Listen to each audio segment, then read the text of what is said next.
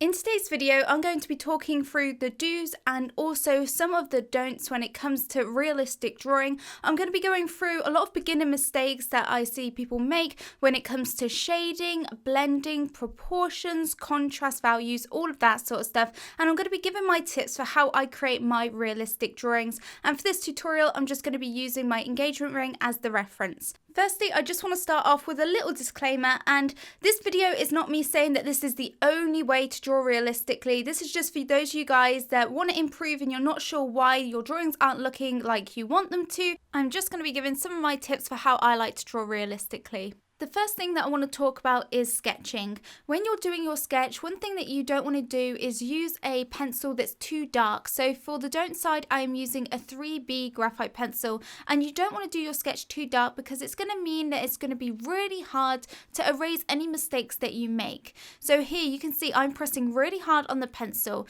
and when I do this little demonstration where I apply some lines with a 3B pencil and my mechanical pencil, and then I just erase half of each side, you can see that with the 3B pencil, the lines are still visible, which means that if you make mistakes, the lines are still going to show through. Also, you don't want to rush through your sketch. It's so important. You want to make sure that you're spending the time getting all of the proportions right and also making sure that you're including all of the details. If you struggle with getting an accurate sketch, then I'll leave a card up above to a video that I did with one of my methods for how you can get a nice accurate sketch. So overall, some things that you do want to do is you do want to sketch nice and lightly, keep it very light, and also include enough details and make sure it's nice and accurate. Now we're going to move on to the shading, and what you want to avoid doing is using messy pencil strokes. You want to avoid having gaps between your pencil strokes because it's going to make it really hard to blend out. Instead, try to create nice and even shading. When I'm doing this, I'm overlapping my pencil strokes so that I don't have any gaps in between, and I like to use the side of my pencil and build up the layers nice and lightly. Also, when it comes to shading, you don't want to shade in absolutely everywhere, because what this means is that when you've done your sketch, if you shade everywhere in, then you'll lose all of those details that you drew in for your sketch.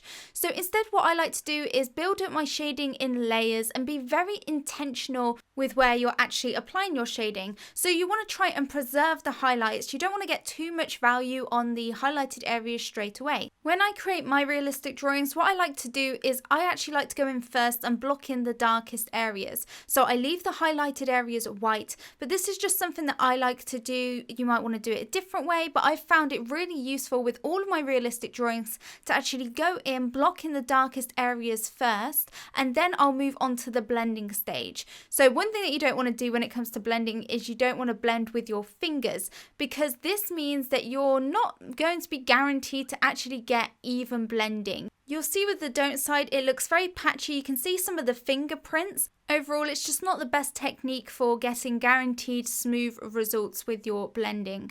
So also when it comes to using a blending stump, one thing that you want to avoid is going back and forth with your blending stump when you're blending out an area, because this is going to give you start and stop points. Instead, I like to lightly sweep my blending stump from one side to the other. When it comes to blending tools, I love using tissue, brushes, and blending stumps. Here I am using a brush, and I think this is a really great and effective way at blending out your values, especially charcoal, and getting in those mid-tone values. Once I have got in the darkest values, I do then like to use a blending tool to help add some value to the mid-toned areas from those darkest areas. Mostly I like using a brush when it comes to charcoal and blending stumps when it comes to graphite. I also like using the blending stumps for the smaller details.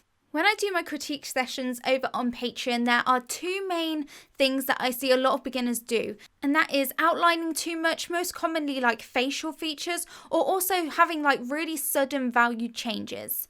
And so I'm just going to show you guys a little demonstration. On the left hand side, we're going to be doing the don't, and what you don't want to do is actually have really sudden changes between your values. So it's gone from a light value to a dark value and then into a light value again, but very suddenly. Instead, you want to graduate that change. You want to transition nice and softly. With realism, there's not many really harsh changes. There's some sort of transitioning. So with the do side, I am building it up in a lot more layers, and I really am easing from that light area into the dark and then back into the light area. I don't want it to be really obvious where it's gone from light to dark to light. I want to graduate that change so that it's a really nice soft gradient. And it is really important to try and avoid outlining because, especially if you're doing a portrait, if you think about it, our faces do not have harsh outlines. So if you're drawing realistically, you don't want to have any harsh outlines in your work. Also, to avoid harsh outlines and value changes, you can use blending tools to help smooth out those values. They are really great for that as well.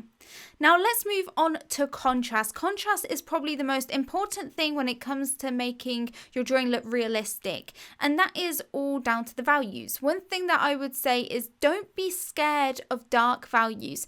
Don't be scared to really go in and get in the dark values and the shadows that you need to, because this is what is really going to make your drawings pop. Firstly, on the top, I have got values that normally beginners would stick to. It's those sort of mid-range values. But on the bottom, I'm showing you the range of values that you can get. And this is going to make your drawings pop so much more if you do get in those really dark values and those highlighted values.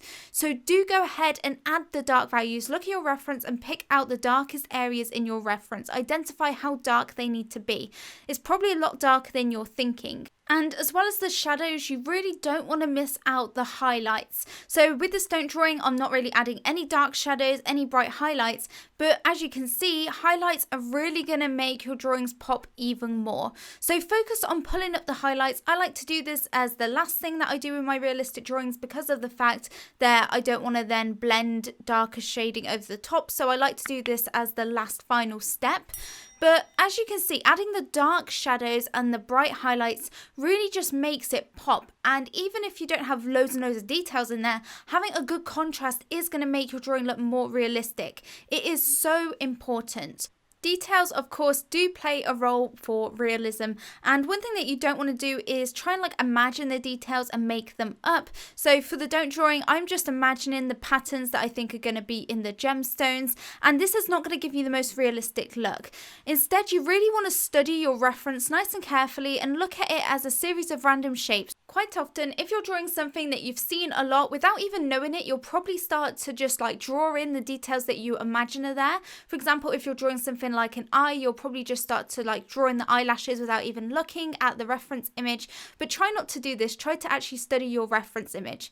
Now, a little bonus tip that I have for you guys is if you're drawing a black and white image, like if you want to draw it in graphite or charcoal, but your reference is in color, then it will make it really hard to judge the values. So go in and actually use a photo editing program just to convert that to black and white. It will make it so much easier to judge the values. Because it'll all be in grayscale, it'll be easier to see where the highlights and the shadows are. So those are my do's and don'ts for drawing realistically. If you want to see this ring drawing in real time, then I have got it available now over on my Patreon, as well as over 200 different real-time tutorials on there for different mediums. If you enjoyed the video, please give it a thumbs up and subscribe if you're new around here for more tips and tutorial videos.